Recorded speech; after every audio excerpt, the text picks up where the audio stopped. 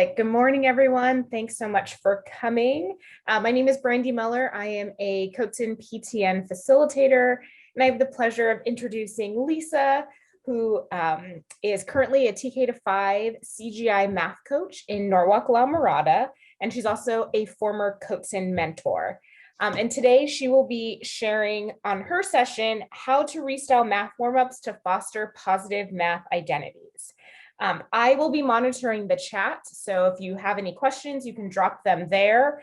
And then since this is the last session, at the end, I will give you, because I have that written down somewhere. Yes, I do. I'll give you the password so that you can access all of the resources from all of the sessions today. So with that, I'm not going to take up any more of Lisa's time. I will turn it back over to you. Thank you, Brandy. Thank you for supporting me here. And I want to thank all of you for joining me and coming to learn with me as I share. And I especially want to thank the Coatson Foundation for this opportunity for all of us to gather together to learn together. I don't know, it's always like a breath of fresh air when I go to a Coatson event like this. So let me go ahead and share my screen with you. And I'll put it in this way. So here we are today. We're going to talk about restyling math warmups to foster our students' positive math identities. And so our time together, we're going to look at what is math identity a little bit, and then we'll have some fun with the math warmup. And then we'll really look at what are ways we can restyle those math warmups to build up our students' identities in a positive way.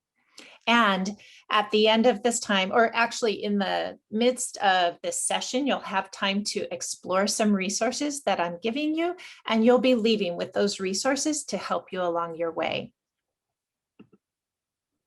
So I want you to think about what your math story is. And we're going to take just a few minutes to kind of go back, think back to your little elementary self, and put yourself back in those shoes. And what were your experiences in math classes? Think about what your level of confidence is or was back then. Did you talk about how you thought mathematically back then or how you solved problems? Did your teacher listen to you or your classmates as you worked on problems and shared your ideas? How did others see you as a math doer?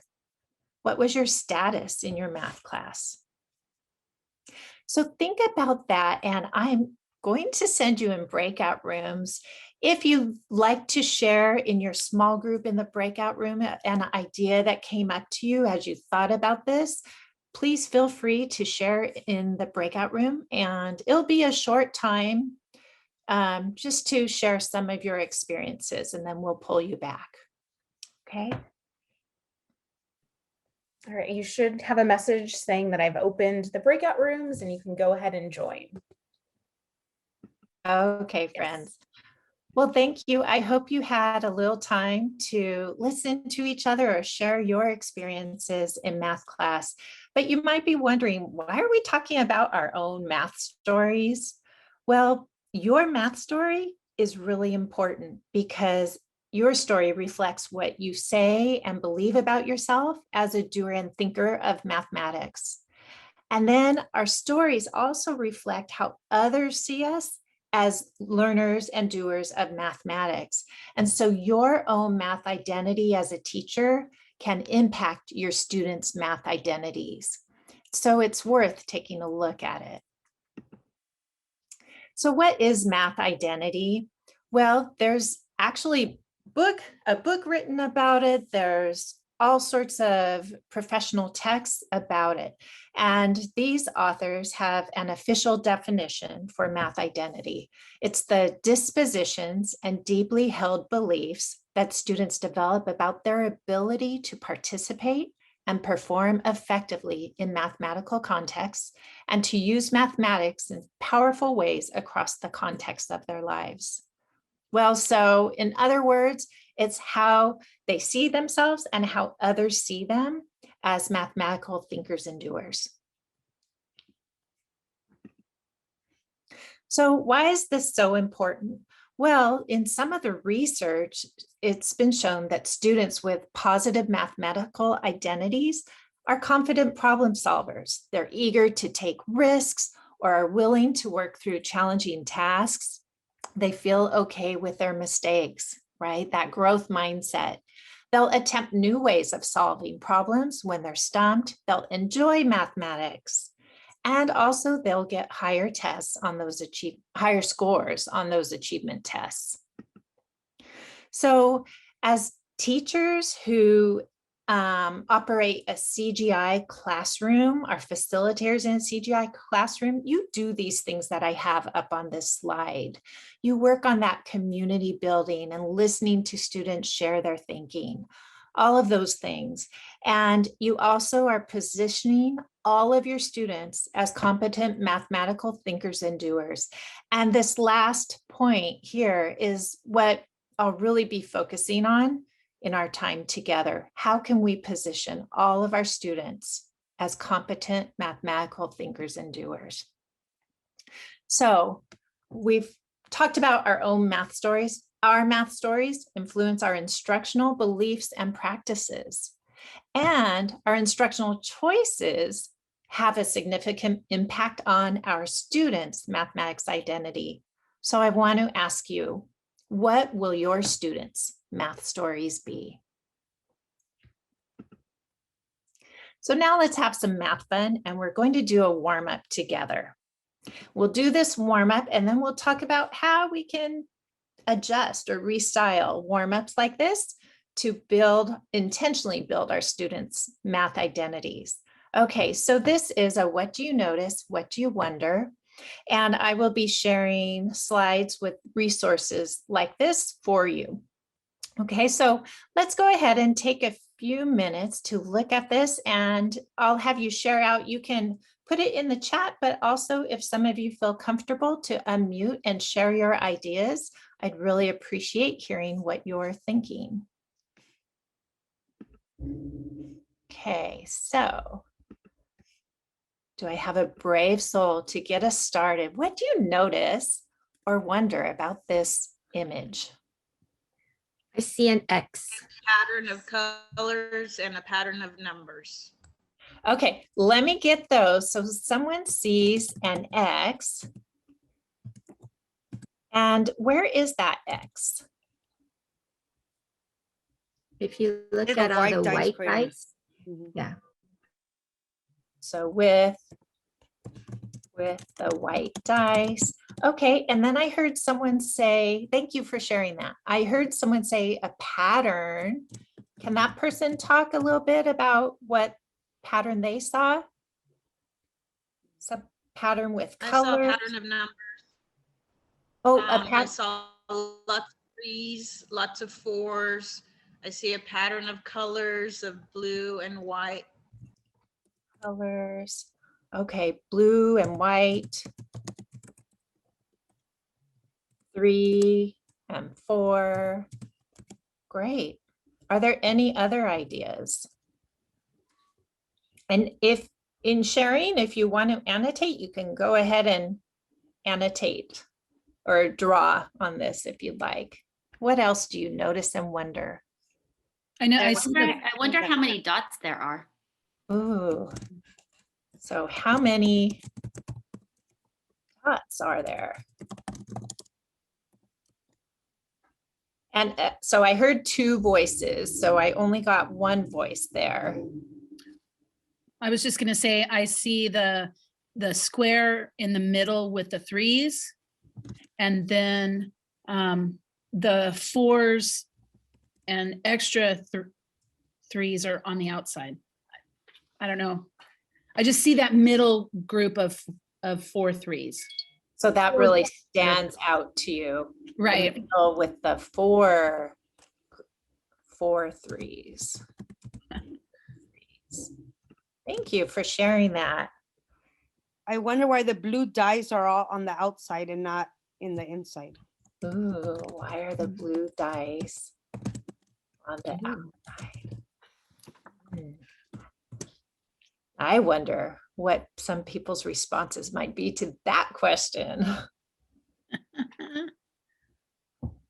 In the chat, someone posted every row is 8 plus 6. Oh, every row is 8 plus 6. Do you all see that? Yes. And with that, I noticed that around the perimeter, you have 3, 4, 4, 3, 4, 4, 3, 4, 4, 3, 4, 4. So there's a perimeter pattern. Mm-hmm. 3, 4, 4, 3, 4, 4, and it keeps going. Mm-hmm. Nice.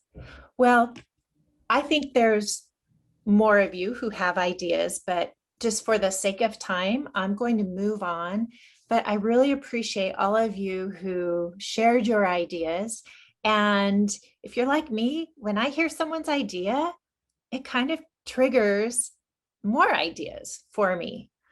And it's always fun to hear your ideas because they're definitely ideas that I didn't think of myself. So all our minds together help create interesting things. And I forgot to take off my annotations. Usually I like to take a picture of them, but I forgot that too. Okay, friends. So this was a common math warm-up routine called Notice and Wonder. And there's some other ones that I'll be showing today, same but different, and also how many. And I just want to go over some of the features of these warm-ups. Some of you may be using these warm-ups regularly, and you may know this, but it's always nice to be reminded that these warm-ups are what we call low floor, high ceiling. So the low floor, everyone can enter in to this warm-up. It's open-ended, and it has that high ceiling where you can go in depth with the mathematical talk. We could have done a lot more with that picture and gone into equations and all sorts of other things with that. So there's a lot of potential with these types of warm-ups, but they're open-ended and there's many ways to see it or to think about it. And we're not looking for one right answer. And so with that, we can value all the voices who share and listen to everyone's ideas. Okay, so this whole talk is about restyling math warm-ups to build up your students' math identities. So how do we do that? Well, my answer to you is to mine your students' work. And I'll show you a bunch of examples, but real quickly, I'll offer ideas of how to do that. So very simply, you can find and insert photos that your students submit on Seesaw or Schoology or whatever your platform is that students submit work to you in a virtual world. And let me say too that this can be done virtually or if you are in person with your students. I'll show you some examples of counting collections and problem solving where teachers I work with have we've done this. We've done screenshots of the students' work and loaded them up into slides and did these warm-ups with their photos. You can also use zoomed in portions of photos. And I have a resource of an article that Berkeley Everett wrote about that. He has some great ideas about that. And you can ask students to take photos of math around them in their houses or when they're out on a walk.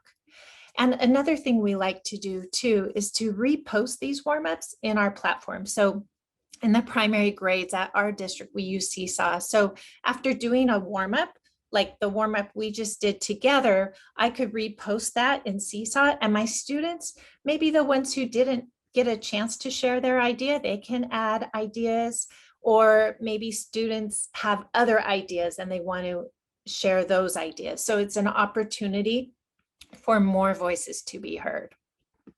So here are some examples of work that we mined from our students. And I'd like to thank Ardell Hucko because a lot of this comes from the work we've done with her class. So this was a counting collection, and this was a picture that a student posted in Seesaw of her counting collection. And all we did was put it in a Google slide and ask the class, what do you notice and what do you wonder? And the kids had a lot to say about it. And then this was another counting collection. And then we decided, let's ask them what's the same and what is different. And there were all sorts of ideas that came from this work from these two students. And here's another one. You can tell this picture, I had to go into Seesaw, take a screenshot, and I wanted to expand it. So it's a little blurry. It's not perfect, but you know what? It's beautiful work that a student did with his counting collection. I'm so sorry. My neighbor is revving up a car engine. I hope you guys aren't hearing it. It's kind of annoying me, but oh well. Okay, so here's another counting collection that we asked, what do you notice and what do you wonder? And we decided, let's ask them what's the same and what's different about these. One teacher I work with, when we did this for the very first time, posting his students' work for a warm-up, he noticed that the students who don't normally share in his class, the ones that don't speak up, they were the first ones to speak up when we shared student work. There was something about it that maybe made it feel more accessible to them. So here's this was a counting collection with pom-poms, and this is how the student arranged it. So we had a great discussion about it. And this one, I actually remembered to save our annotations. And so these are some of the annotations about the students' ideas with this counting collection. You can see some of them, all these lines, some of the students actually helped annotate as they were talking about this student's work. Here's other counting collections, what's the same and what's different. And then we extended this one to how many if we put the two collections together. So we were able to do a lot of counting and number work with this. And here's, you can see some of our annotations, checking it off as we count as a group, all the students' estimations as well, or what they counted on their own, and then we did it together. Now this is an example of student work for a CGI measurement division story problem. And so we put up what is the same and what is different. And what rich math talk can we get from the students' own work? Here's another one. This was the same problem as the prior one. And these are how the students used it. Some used these tools that they have on Seesaw. And then we thought, let's extend it. Let's say, ask how many with both of the representations here. And if you're in upper grade, this was an upper grade or 3rd through 5th grade problem, a fraction problem. And so these are two students' representations that we took screenshots of. So if we think about it, what effects might restyling your math warm-ups have on your students? Well, we talked about positioning our students as competent and capable doers of mathematics. So let's say we look at these children's work that we're talking about, and how might they feel when they hear students talk about their own work, right? Like, wow, my math is something worth talking about, or people have a lot of ideas about my work. I can be a contributor to the class. So a simple restyling can be really quite powerful to empower your children. And in CGI, we honor the students' work, and we're able to share students' work when we're talking about a problem that we've solved.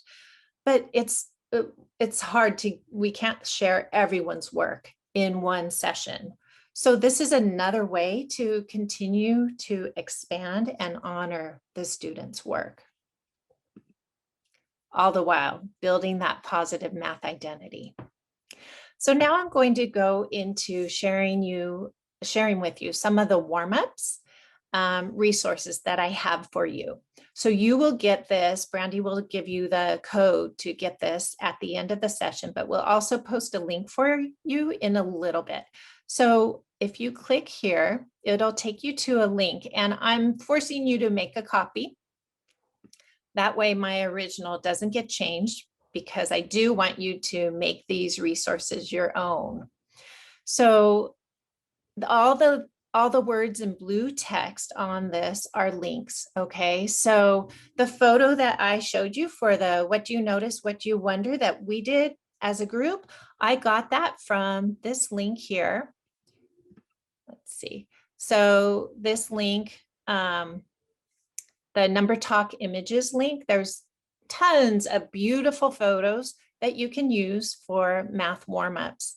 And then also Brian Bouchard has a website for Same or Different. And I didn't put these in slides because the way he has his website set up, he has it just all set up nicely. You can just share your screen and see 2 images and talk about what's the same or different. And Dr. Sue Looney also has similar ideas. She calls hers Same but Different Math. And you can access all of their resources on this one pager here with those links. But I made a link here for you that will take you to Google Slides. So let me take you here. And again, I'll have you make a copy.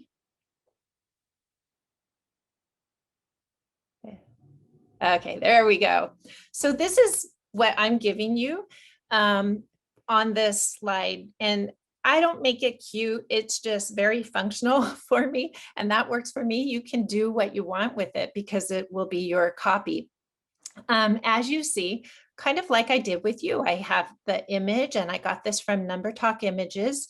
And I just wrote, what do you notice? What do you wonder? And often I'll just duplicate it and delete the words. So I have Annotation Room. And so if I scroll down, you can see all these different notice and wonders. Sometimes I've adapted them. I might say, oh, I'm curious what the students how they would count this. So maybe I'll add how many. And you are seeing this, right, Brandy? There, okay. Okay, and there's all sorts of beautiful images. I did not add every image from that website, so you can continue choosing and adding what you might like. Down at the bottom, it was Halloween time and I was working with a class. And so I just did Google image or search and I found images with a Halloween theme that I added. But at the beginning of this, because my whole talk is about what can we do with these warm-ups to really build those positive math identities, I left you some blank slides here that you can insert your own students' work. And you can maybe do a how many with them or what is the same and what is different. So let me go back to, are we back on my slideshow? Yes, okay. So what we're going to do right now is give you some time in breakout rooms where you can explore these resources. Okay, so you can look at these websites, you can explore these slides, I'm giving you all of these slides with these beautiful pictures to do these warm-ups with your students. And by all means, use those and help your students get used to these routines if it's new to you. But as your students get comfortable with the way we work these warm-up routines, go ahead and start inputting pictures from your students, mine your students' work to help share their work to build their identities.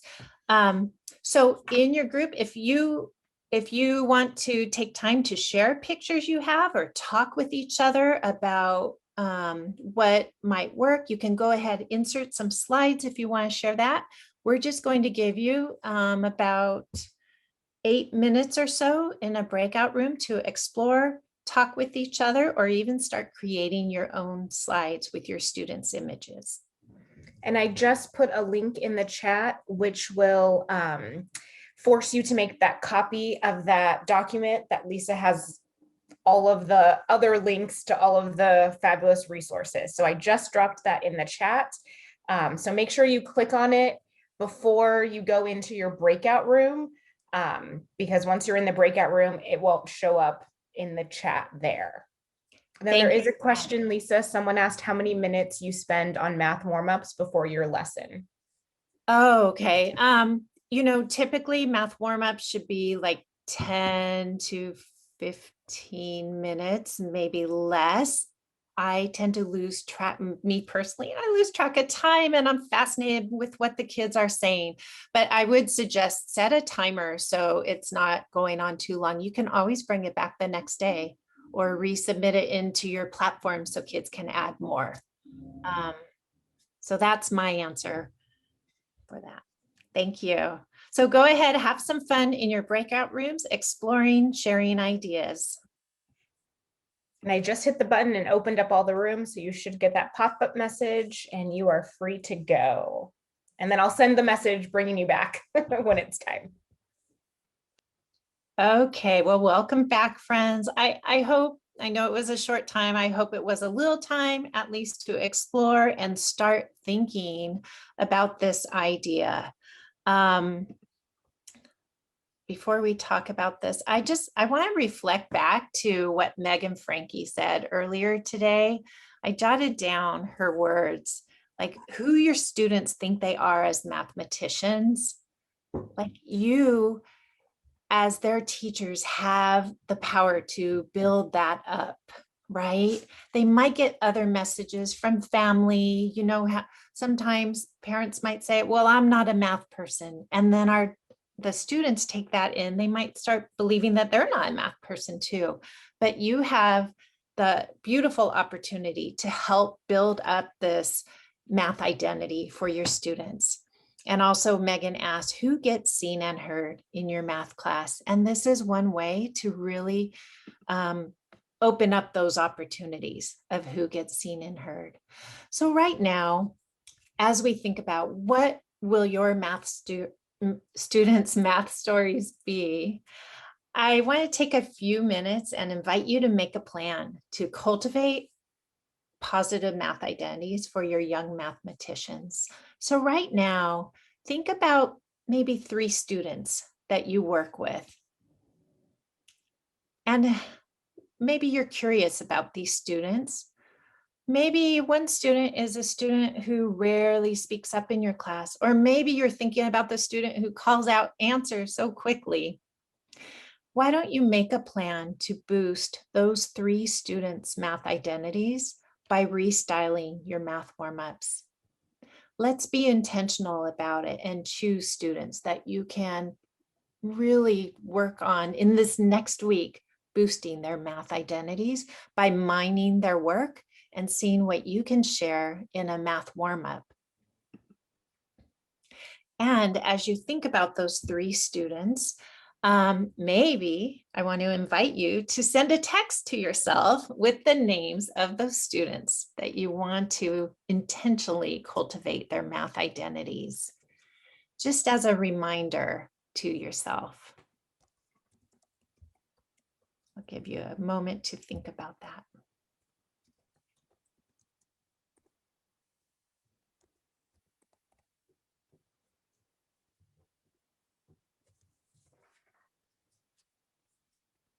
And as you get more intentional about which students you're really working on building those positive math identities, perhaps you want to keep a class list of whose work you're highlighting in the math warm-up. So eventually you highlight everyone's work.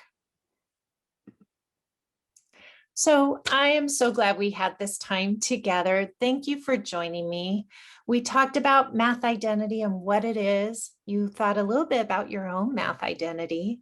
We had fun doing a math warm-up, and I saw there's so much in the chat I want to go back and look at about all your ideas with that warm-up. And then we talked about how to restyle those math warm-ups, and you received the resources from me. So I want to invite you to share your restyled warm-ups in Twitter with me. So here's my Twitter handle, and that would be so fun to see what you all are doing. So I invite you to do that if you are so inclined. So thank you so much for your participation and for learning with me. You can contact me. This is my school address, and or through Twitter. You can also contact me there. Okay, so thank you so much. And I hope you have a great rest of the weekend.